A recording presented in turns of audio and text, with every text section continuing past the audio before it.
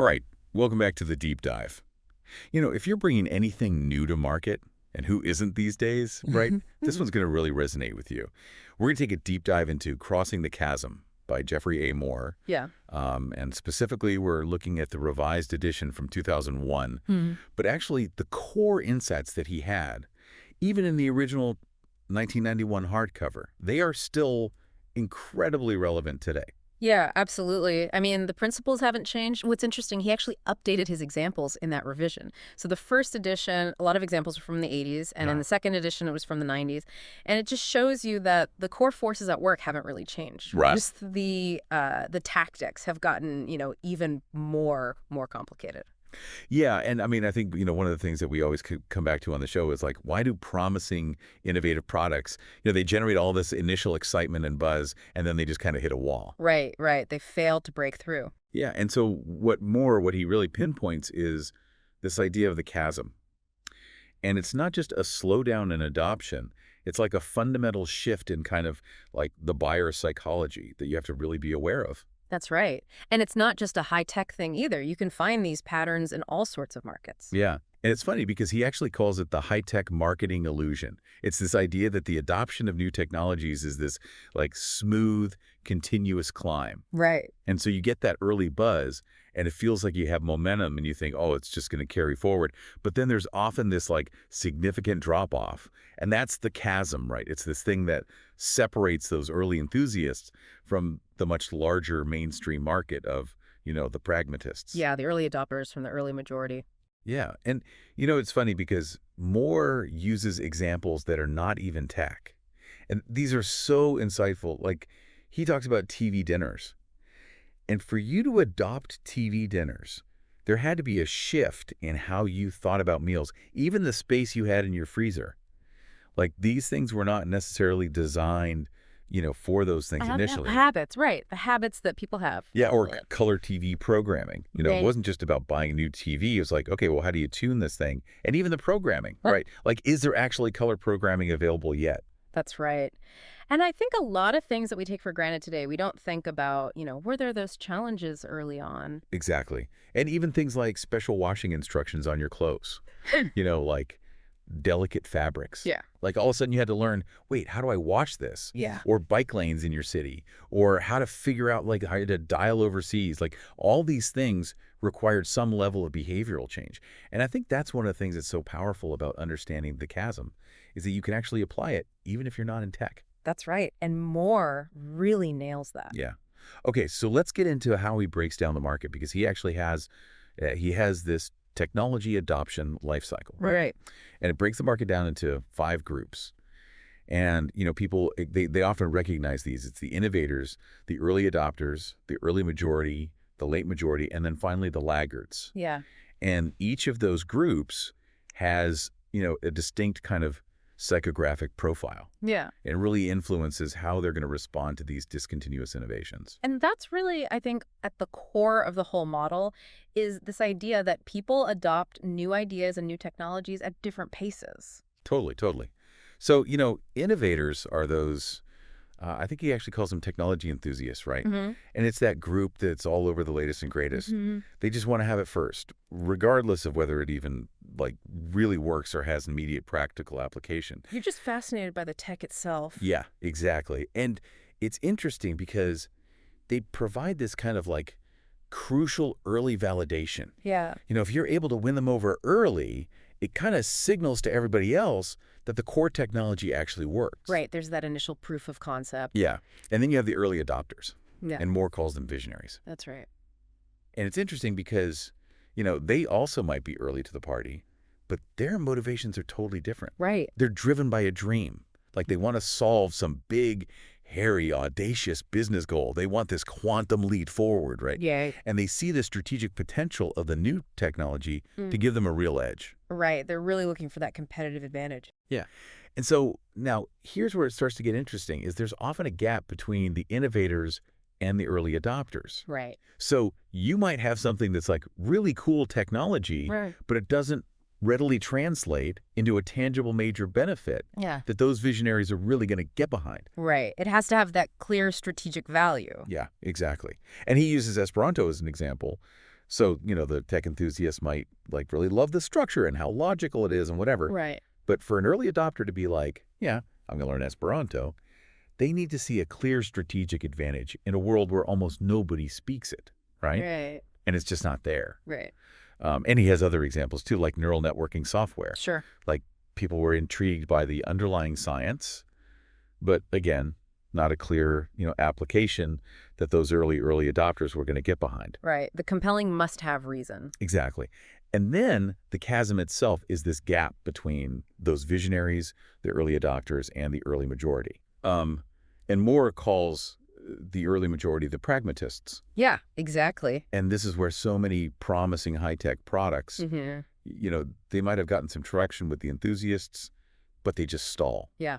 They kind of die in the vine. And it's because these pragmatists, they have a different mindset than those visionaries. Right. And that's where the chasm really opens up. Exactly.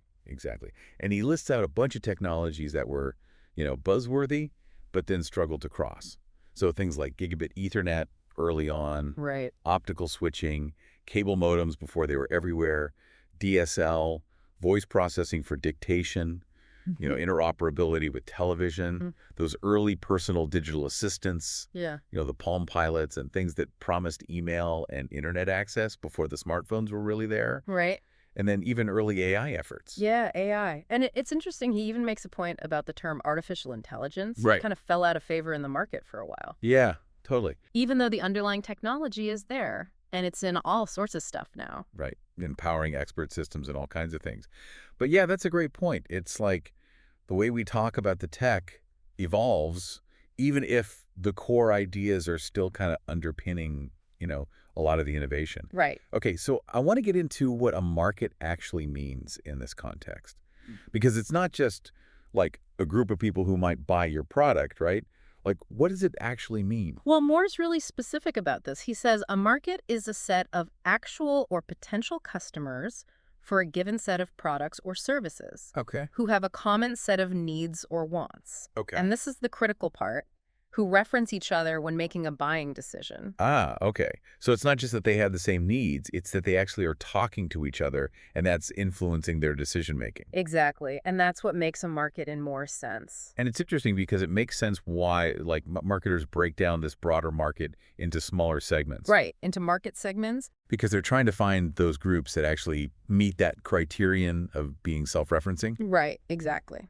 Okay, so if we think about that early market, the tech enthusiasts and the visionaries, what's going on there?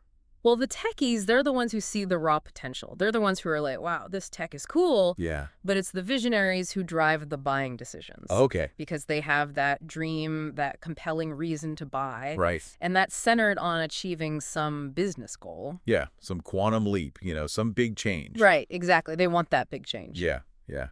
And I love how he has these examples of these visionary leaders, right? So Sheldon Laba at Price Waterhouse making this big bet on Lotus Notes. Right. Thousands of copies. Right. It wasn't even proven tech at the time. Yeah, a huge risk. Huge risk. Yeah. Pete Solvik at Cisco pushing all their customer service to the internet way before that was mainstream. Right. And Jim Barksdale at FedEx opening up their internal systems so that you could self-service track your own packages. Right, a revolutionary idea at the time. Huge. Yeah, these are really visionary leaders. Yeah, and I think the key thing about these leaders is they all had this vision, they had this dream, and they saw this technology as a way to achieve it. Right, and they were willing to take a risk on it. Yeah, exactly. Yeah. But here's the thing about visionaries. They're easy to sell to because they buy into the dream, but they're also really hard to please. That's right. Because, that vision often requires integrating a bunch of technologies that are still immature. Yeah, the path to success is not always clear. Yeah, and they also really prefer a project-oriented approach. Right. They like pilots, phase development, Yeah. which can be challenging for those early vendors. Yeah, totally. Okay, so let's contrast the visionaries, the early adopters, with the pragmatists, the early majority. Okay, yeah. I mean, they're totally different. Right. They have a totally different outlook. Yeah. And I mean, the pragmatists are driven by belonging to a group. Right. A sense of belonging. Yeah. And they're looking for evolutionary improvements, not revolutions. Right. They want things that are proven, that work. They want to see references from other companies in their industry that have successfully used this. Right. They want to see that it's been done before. They want to buy from market leaders with solid reputations. Right. They don't want to take a risk on some unproven company. And they really value that whole product solution. Right. They don't want to be cobbling it together themselves. Exactly. Exactly. Yeah, it's got to be all there. And then we get to the conservatives. The late majority. Yeah, the late majority. Yeah. Even more risk-averse than the pragmatists. Oh, yeah. And they're only going to adopt a technology when it's really mature. Right. The price is down. Right. It's a standard, a commodity. They don't want to get burned. They just don't want to get stung. Right, Yeah. right. I mean, I'm kind of like that with a lot of stuff. Sure. I waited forever to get a CD player. Moore talks about he didn't get his first one until 1998. Right. I was late to the pager party, cell phones. I still barely use all the features. I mean, even I didn't get the built-in GPS in my car for a long time. Right. You just want something that works reliably without a lot of hassle. Exactly. So, what Moore really emphasizes is that to cross the chasm, you have to go from being product-centric, which is what those visionaries love, right? Right. To being market-centric and really focusing on the pragmatists. Right. And that's a big shift for a company. And you have to be really unified as a company to make that transition. Right. Everyone has to be on board. Okay, so we've defined the chasm. We know the different players in the technology adoption life cycle. How do you actually cross it? Right. So the core problem is that when you're going from the visionaries to the pragmatists, you don't have that reference base or support base. Right. And the pragmatists, they really need that. Oh, yeah. They want to see proof that it works. Yeah. So how do you build that if you're a new company? Well, this is where Moore says you have to focus on a niche market. Okay. Become the biggest fish in a small pond. Okay. So you're not trying to be everything to everyone. You're really focusing on a specific group of customers. Right. A very specific vertical or application. Right, exactly. And that way you can start to build that self-referencing dynamic. So it's like instead of trying to boil the ocean, you pick a small pond and you dominate it. Exactly. Got it. But, even within that niche, you still have to offer what he calls the whole product. Oh, yeah, that's crucial. So what is that? It's everything the customer needs to solve their problem. Okay, so not just the gadget itself, but the integration, the training, the support, Right, the documentation. They need a complete solution. Exactly. And he makes this point that the pragmatists, they're not going to piece it together themselves. No, they expect it to be ready to go. Right. And this is different from those visionaries who are willing to cobble stuff together. Right. Okay, so you really have to understand that target customer in your niche. Right. You have to understand their needs. And their pain points. Yeah. Why are they buying this? Yeah, and he talks about using scenarios to really understand the economic buyer, the person who's actually making the decision. Right. Who's actually signing the checks. Yeah. And he gives this great example of marketing an electronic book. Okay. So instead of just saying, hey, this is a portable way to read books, Right. they envision this specific user, Ernie, Okay. who's an aircraft maintenance person. Right. And he needs access to all the documentation for the Boeing 737 E series. Right. Very specific. Right. So Ernie's reason to buy isn't just about reading books, it's about fixing planes. Right. It's mission critical. Right. It's mission critical. And that changes, the whole product, right? Oh, yeah. Like now it's not just the e-reader, it's the documentation, the updates, the support. Right. Exactly. Okay, so he uses this D-Day analogy, right? Rare. Like crossing the chasm is like a military assault. That's right. You got to focus on a beachhead, Right. a single target market segment. And then you put all your resources into winning that segment. Okay. And he uses Lawson Software as an example. They focused on integrated delivery networks in healthcare. Right. Really understood the CFO's need for pricing control. Right. And Saudi Technology, they went from the military to commercial shipping yards, focusing on yard managers who needed just-in-time inventory. Right.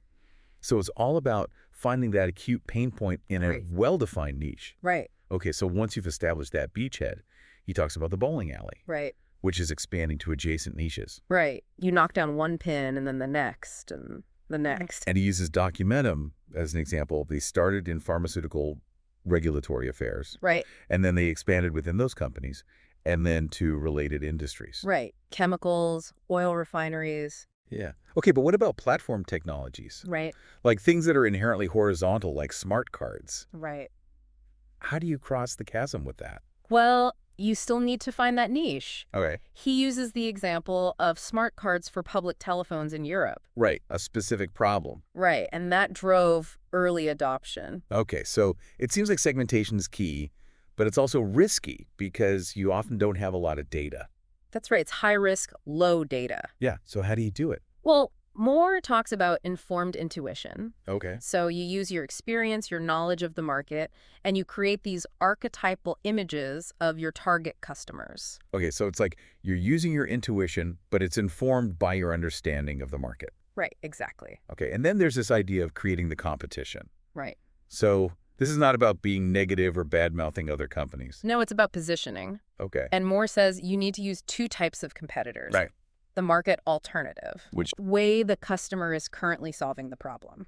Okay, so like the status quo. Right, and you have to show why your solution is better. Got it. And the other type. The product alternative, which Okay. is another technology innovator. Okay, so like a competitor in your space. Right, but by acknowledging them, you're also validating the broader trend. Okay. And then you differentiate yourself by focusing on your niche and your unique benefits. Got it. He uses Silicon Graphics as an example. Right, they were in Hollywood post-production. Right. Their market alternative was traditional film editing, Right, and their product alternative was other graphics tech companies. right. But they position themselves as the best solution for that specific market. Got it. And then Intuit with Quicken. Right, Their market alternative was literally pen and paper. right. Managing your finances manually. Yeah, and there wasn't really a product alternative at the time. So they focused on creating that whole product. Got it.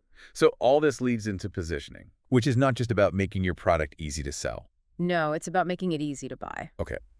And he has 4 stages of positioning. Right. First, for the tech enthusiasts, you just name it and frame it. Okay. Second, for the visionaries, you say who it's for and what it's for. Right. Third, for the pragmatists, you talk about the competition and your differentiation. Okay. And fourth, for the conservatives, it's about financials and the future.